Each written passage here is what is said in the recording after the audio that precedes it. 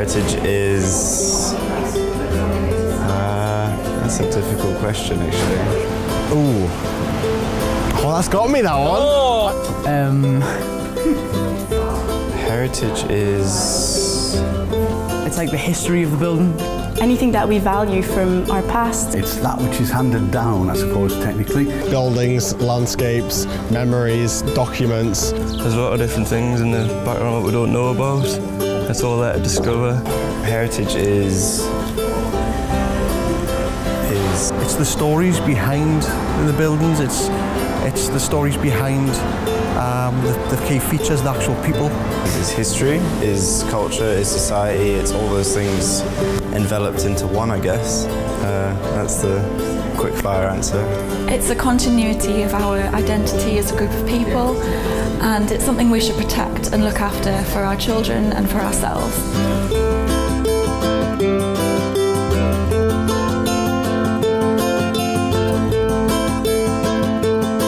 We had to take an old historic building and make it more modern, so more 21st century, to try and update history without trying to take out history. We're measuring it, see what we can do with it. See if we could make a difference to it. See if it could get used instead of it just being a building.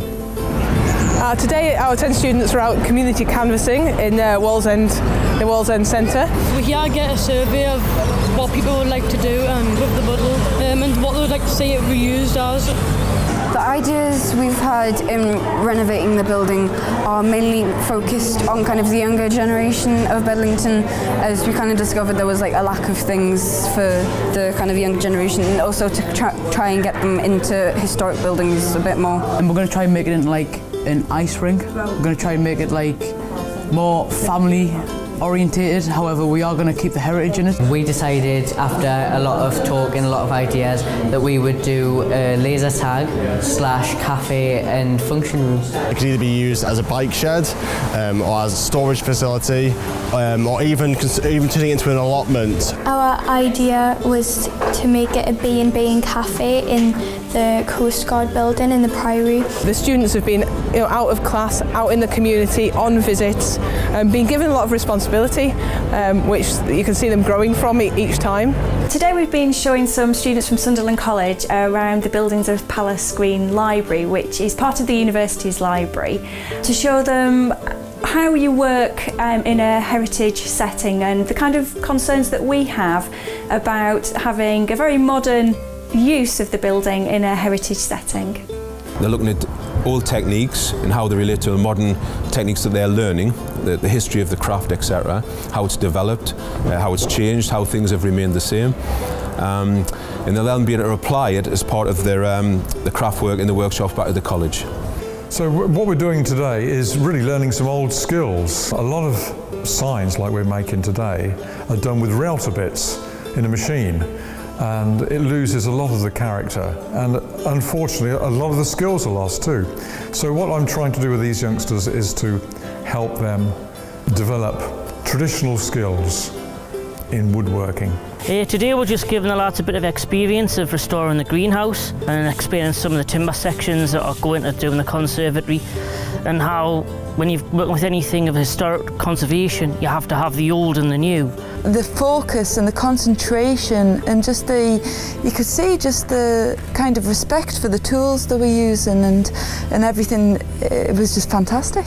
Today I've just been introducing the kids who are on a joinery course into the basics, into roofing, letting them see how lead works, and moving on to working with slates and tiles, and just basically telling them how to go about on a building site and learning different ways of how materials work.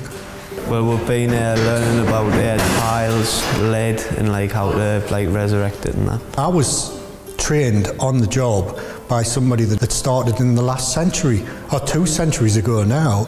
So everything's getting handed down from one person to the next person, and it's keeping those skills alive. Today we've been doing stonework, carving with names into bits of stone. They've been helping us, carve patterns out of stone, and we've also had the bricklaying, see how the original bricks have been laid and how changed over the years. You kind of learn to appreciate like stonemasonry and people who do stained glass once you've like actually gone and done it. Like you don't realise kind of how difficult it is until you kind of try to do it. You'd get to learn about materials from now and then, how to use them, how to construct buildings or objects, and it's I think a really good thing to do. They get an awareness really of how to use raw materials, modern raw materials in a lot of instances, in a constructive way to bring those buildings back into constructive use, while still maintaining that emphasis on the significance, keeping the original features. To come away with an object or something that they themselves or as a group have created, well, there's nothing else quite like it. Is those practical skills, there's hands-on ones, and it's not desk-based, you're actually out there doing the work, really hands-on opportunities.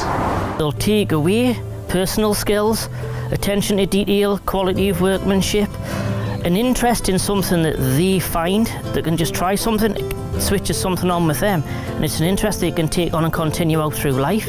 The skills the children are learning from this are just really wide-ranging. Everything from project management to understanding communities and having empathy with different kinds of people. Things like making buildings accessible, so it's not just about the traditional crafts, it's about forward planning, getting involved in all kinds of different projects, and I hope it will lead to them actually taking on things in the future that are outside their comfort zone. We learn about working in teams, learning about the historic environment, and actually, more importantly, meeting people within that sector itself, which will help future careers, especially if we're going to work in the northeast as well.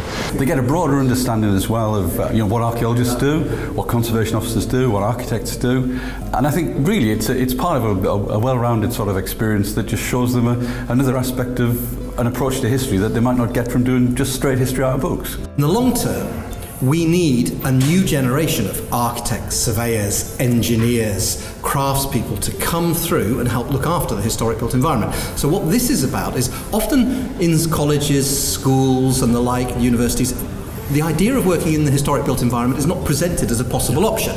What we're doing is saying, why don't you consider that this area of work is there, might be important, and you might enjoy it and get a great deal from it. We've done 3 different courses. There was like a joinery one, a blacksmith and a stonemason. Obviously Gary was the stonemason one. He came in for a day with us, was doing like a few things, showing us what they do with their work. We set him going and I asked him to point a bit of wall, and I went away to see some of the other students, and then I came back and he was gone, and I thought, oh, he's gone. But no, I looked further down the wall, it had all been repointed. He wasn't gone, he was halfway down the other wall, round the corner. Gary could see straight away that he had skill there, and a year and a half later, he's working, he's doing a fantastic job. I keep on getting reports back that he's developing some really good skills. He's becoming a good, dedicated worker, and I think everybody in the school is very proud of what he's achieved. He's done fantastically well. The project was absolutely brilliant because it not only did it allow Macaulay to see something that he maybe never would have thought about, it also allowed me to see that he's got a particular talent for it. So it put the employer and the employee together. Otherwise, he would never have thought about it, and I would never have met him. So it does work. This scheme works. It's a great idea. As soon as I tried it, I loved what I was doing, and then he gave us the opportunity to come try it with him. So ever since then, I've loved it.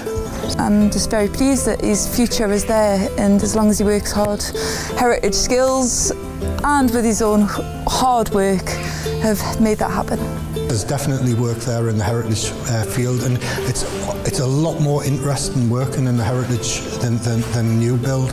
We've been going through a 12 million refurbishment programme of this building, which dates from, well, the earliest bit is from 1450, and we couldn't do it without the expertise and the skills of people who work in this field. So I really hope that they can see that there is a career for them if they're interested in this area of work. Today the students are creating their final model for the Heritage Skills competition. They are creating a model of the Masonic Hall. They're creating 3 models in total, one of them using Google SketchUp. So I'm basically on the computer making what it's going to look like electronically. I've just come in today to volunteer and help the the kids while they look at the project and kind of bring an architectural point of view, how they enter the buildings, that sort of thing, rather than just the spaces and the dimensions. We have to use like exact measurements, so we've got to like find out how long, how wide we need to make things, and then obviously we need to fit it all together to make the final piece. Do you think you're going to win? Yeah. Tell us, we're going to win because? Well, we're going to win basically because we're the best. Yeah.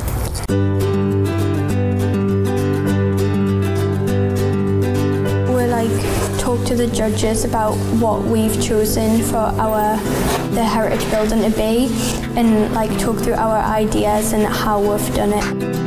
There has been this incredible sort of inspirational feeling of passion for the work that they've done, that these school pupils have done, and it's just been a real pleasure for 2 days to think about encouraging young folks to get involved with their heritage. It's great. I think it's really important that we get young people engaged in heritage. It's always seen as something that older people are interested in, but you know, when you bring them in, you can see how enthused they are about what they see, and it's always about giving them the opportunity to do it. So we do need courses like this, because to be honest, the people who own these buildings are going to need people with those skills. A lot of those people are, you know, getting towards the end of their careers. What are we going to do in 10, 20 years' time? Those skills take a long time to develop, so we really need to be continuing to work and to get young people inspired and engaged now. Well, I started off not knowing really much about the old buildings, not knowing about the old jobs, and then now I feel like I know about stonemasonry, I know about all the different types of jobs, and also know a bit more about the old buildings and what work goes into restoring. There's no other real way that students can gain an experience like this. To have the experts come in and to tutor the students and to show them the skills, and then for the students to actually try them out themselves. I just think it's been one of the most fantastic experiences my students could have been involved in. It's really pleasurable to go around and actually talk to all these kids and really see how motivated they are, talk to the staff who've helped them, and it's been a phenomenal sort of privileged experience really to do that. But now we have to sit down and actually justify the school meals that we had, justify the free cups of coffee, and we've got to come up with some decisions to make the awards for the presentation nights, and that's going to be hard.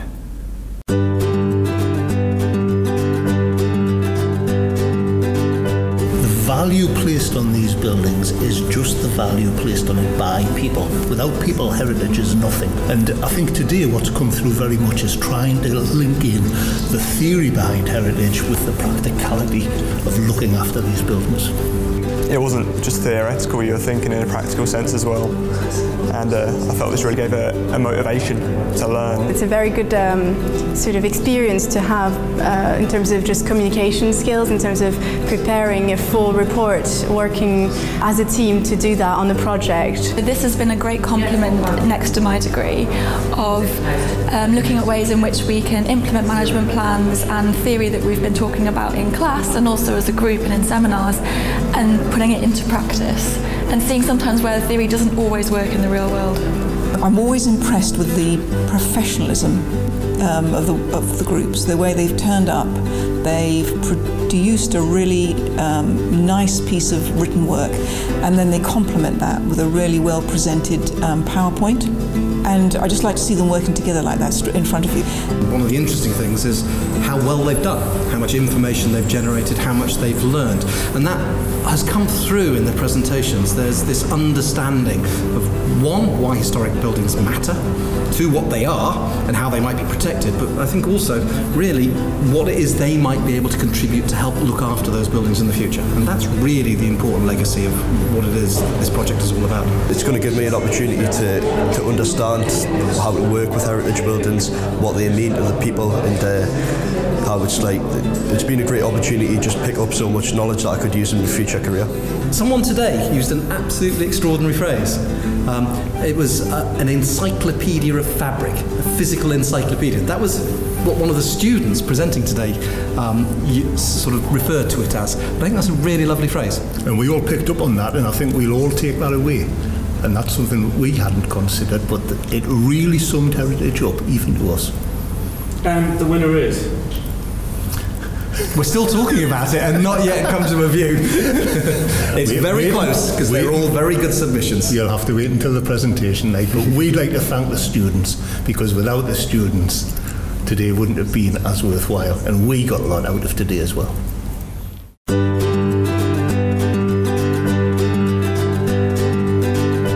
Skills team have just been fantastic, and honestly, what's dedicated workers that help all the students achieve and succeed throughout the project. Thank you to you all. Can I say that? Beforehand, I would just look at it, it's an old building, but now you would look at the building and say, how is it being restored? How is it, or how old do you think the building is, and what is the heritage in it?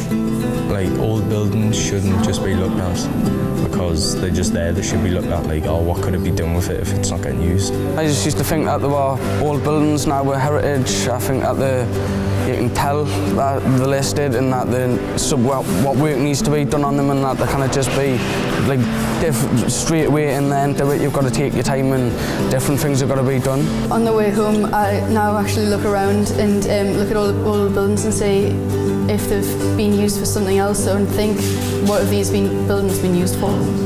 Since doing this project, I've thought about it more of a profession, because I've realised how many jobs there are related to it, and it's not just a couple of pieces of wood mixed with glue. Globalisation means that we're losing a lot of our individuality as cultures, and by protecting our heritage, to a certain extent we can protect our culture as well.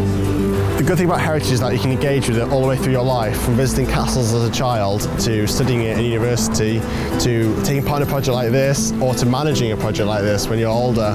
And that's the key thing, is you can engage with it at various levels and various depths all the way through your life. You can change the future, but you can't change the past. If you wanted old buildings to still be there for the next generation, you have to preserve them. And the next generation should be allowed to see what buildings were like back in them days. They should be able to know where everything's came from and how it's been built and how we've moved on and where we've went wrong to realise where we could go right. I take roofs off that have been put on 100, 200, 300 years ago, and you see people's names etched in, and I'm doing the same work, the same way that they did it 300, 400 years ago, and it's just fascinating to be able to do the same thing. The new stuff, it's too easy. You could teach a monkey to do it. There's a love that's gone into old buildings, and there's a care that's gone into them. So you have like the joiners, the builders, the